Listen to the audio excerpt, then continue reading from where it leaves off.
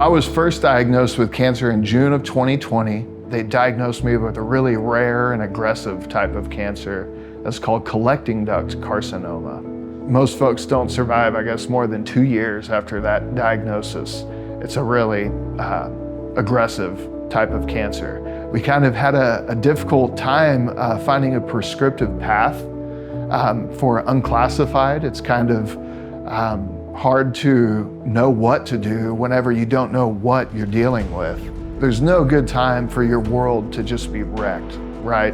Obviously, that is earth-shattering news, right? A young guy like me, hearing that, I've got a very young family, it was a tough pill to swallow. There was a lot of uncertainty around how to treat my malignancy because there was so much uncertainty around the diagnosis.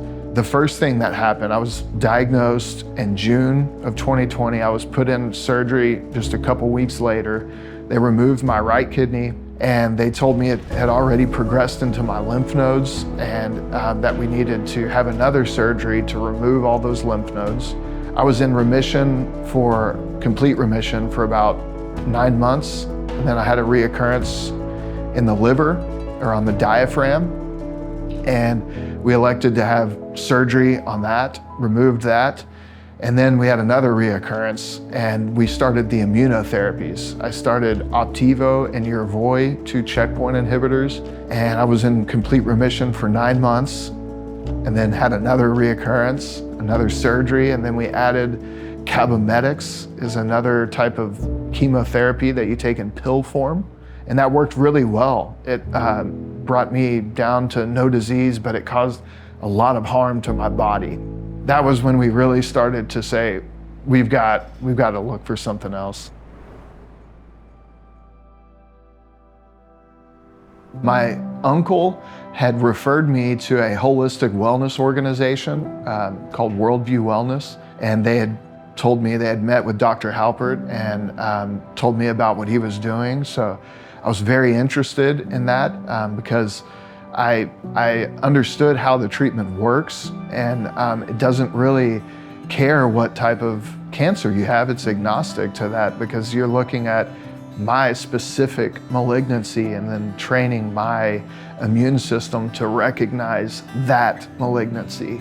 So it took a lot of that uncertainty from the oncology world out of the question. So I spoke with Nicole and Dr. Halpert, and both of them were both very warm, welcoming, understanding of my situation, and very transparent too about how, hey, there's certain criteria you have to meet in order to get approved for this, and they were very transparent about that. It made me feel much more confident that this isn't some of the horror stories you hear about traveling out of the country to get medical care, and that it was a legitimate process that is producing measurable results. I did have a meeting where my surgeon and Dr. Halpert were on the call together. The Immunocine team is gonna be there in your corner fighting with you. They're really committed to your wellness. As soon as I touched down, I messaged Robin, my coordinator here, the coordinator here in Mexico, and she had a driver lined up waiting for me, holding a sign that was very clear and obvious, that's my guy. And I was welcomed by the Immunocine with open arms from the Immunocine team. I had very close contact with Dr. Zago and Dr. Ellie, and they were quick to respond to any concerns I had. Before I came to Immunocine, I was experiencing rapid progression. So I received the treatment and I elected to go back to the United States and have another treatment in combination with this. And it wasn't, just one round into that treatment, my tumor markers had gone from over 1,500 to below 50.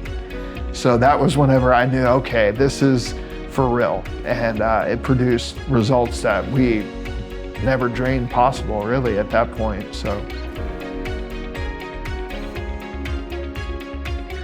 Whenever you're given a diagnosis like this and you have all these things said to you, it can be really overwhelming. And I encourage folks to look outside of the box, because if you want a different result, you have to try a different approach. I have completely new perspective on life. The things that I've gone through are most things that people don't go through until they're much older in life. So I feel like I've just grown so much as a person, spiritually, mentally, and yeah, I've got a fresh perspective, that's for sure. It was, I can't even explain it. It was just, it was the biggest weight off of your shoulders, knowing that, okay, I've got some things to do here. You know, God's not finished with me just yet.